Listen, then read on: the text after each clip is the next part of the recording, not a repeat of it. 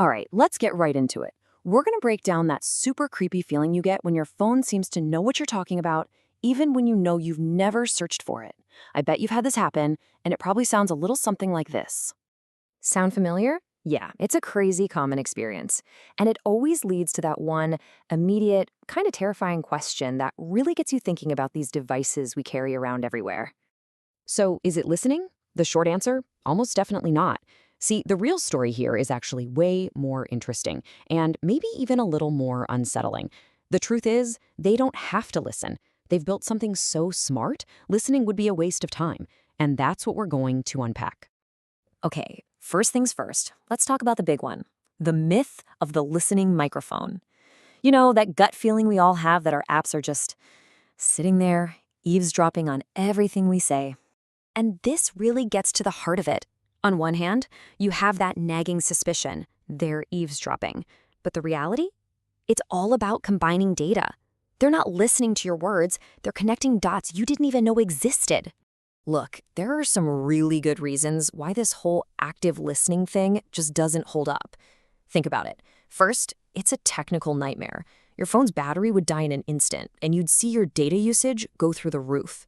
Second, it's a huge legal risk. We're talking massive fines for violating laws like GDPR and getting kicked out of the app stores for good. And honestly, for all the talk, no one's ever found any real, solid proof it's actually happening. So if it's not the mic, then what in the world is going on? Well, it all comes down to prediction. It's not about what you say. It's about connecting the dots. It's all about correlation, not conversation. And here is the absolute key to understanding this whole thing. The secret isn't you. It's the person you were talking to. That's the game changer. The ad you saw wasn't triggered by your voice. It was triggered by their digital footprint. I mean, think about how digitally linked we all are. These platforms see everything. They know you're connected because your numbers are in each other's contacts. Maybe you use the same Wi-Fi at a coffee shop, or you hang out in the same places. You've got mutual friends. All these little digital threads weave a web, making it super clear, statistically speaking, that you two are closely connected. And that brings us to the core idea here. It's called interest propagation. Sounds fancy, but it's actually a pretty simple bet. The algorithm figures, hey, person A is super interested in this new thing, and we know person B is really close to person A, so there's a really good chance person B might be interested too. It's like a digital prediction based on your social circle. And this whole thing happens in the blink of an eye.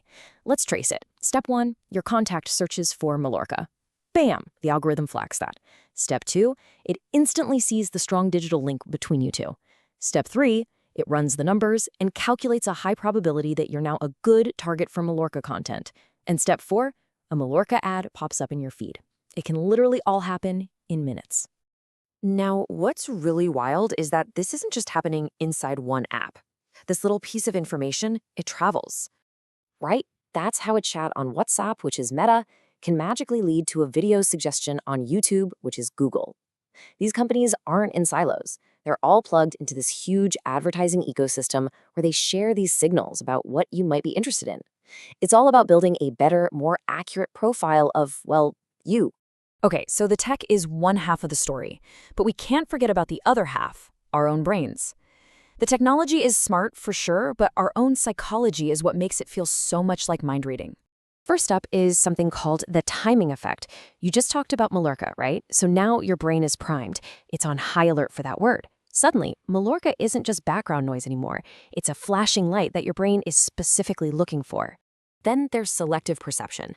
Think about it. You probably ignore hundreds of totally irrelevant ads every single day. Ads for stuff you don't care about just wash over you.